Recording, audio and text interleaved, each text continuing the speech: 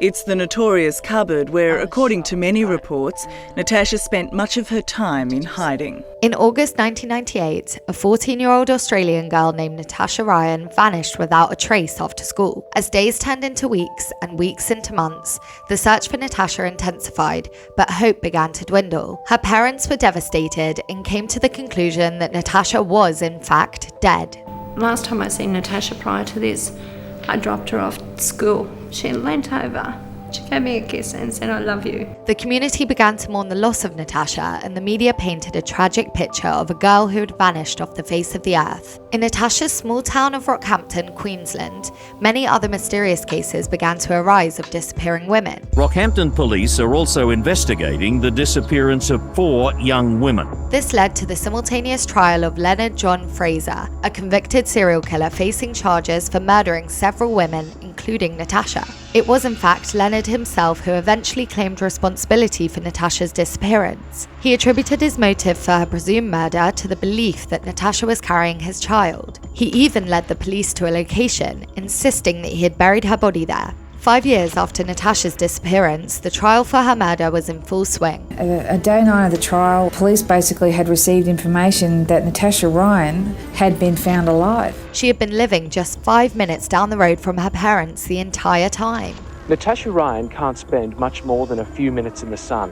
Her eyes are yet to adjust to the harsh light of day. Her reappearance sent shockwaves through the community. Queensland police have finished interviewing Rockhampton teenage runaway Natasha Ryan about her part in one of Australia's most bizarre missing person cases. The girl once thought to be lost forever was found, not in a grave, but living in secrecy with her boyfriend Scott Black. I feel really excited that I don't have to hide anymore. Natasha and Scott had been dating at the time of her disappearance. Their relationship was illegal given the fact that Natasha was 14 at the time and Scott was 21 and was met with her parents' disapproval. Obviously a lot has been made that you're a child and he's an adult. Did you feel that you were making these choices yourself? Yes, I do. In an act of rebellion, Natasha disappeared to Scott's home down the road for days on end until one day she never returned. Everything that could have been done to find her was done, and every lead that we had just petered out.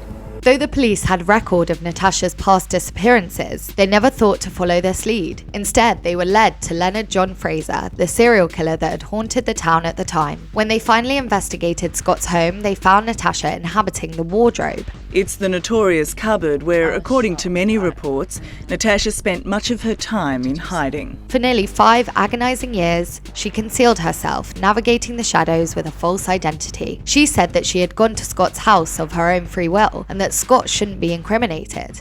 But psychologically, did you accept that maybe he had control over you?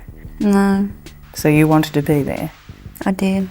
And you wanted to live that way? I did. Theories and speculation swirled as people struggled to comprehend the enigma of Natasha Ryan's disappearance and resurrection. I'd just like to know why. I don't feel that there was anything that could not be sorted out. And I didn't realise that she was in the state she was in. Scott became the main target of the police investigation. He could face charges of child stealing, even perjury, and that could mean some serious jail time. Scott was convicted of misleading the police, and after his release following a short prison sentence, Natasha and Scott got married. She began the process of repairing her family relationships. As for forgiving her, I probably could forgive but never forget. I do deserve to be severely punished for what I've done. Offers exceeding $250,000 flooded in for the rights to Scott and Natasha's story. Well, it's a great story. I mean, it's front page of every paper in the country today. While Fraser faced justice for his heinous crimes, Natasha's tale continued to be shrouded in mystery, captivating the public and becoming a source of widespread fascination.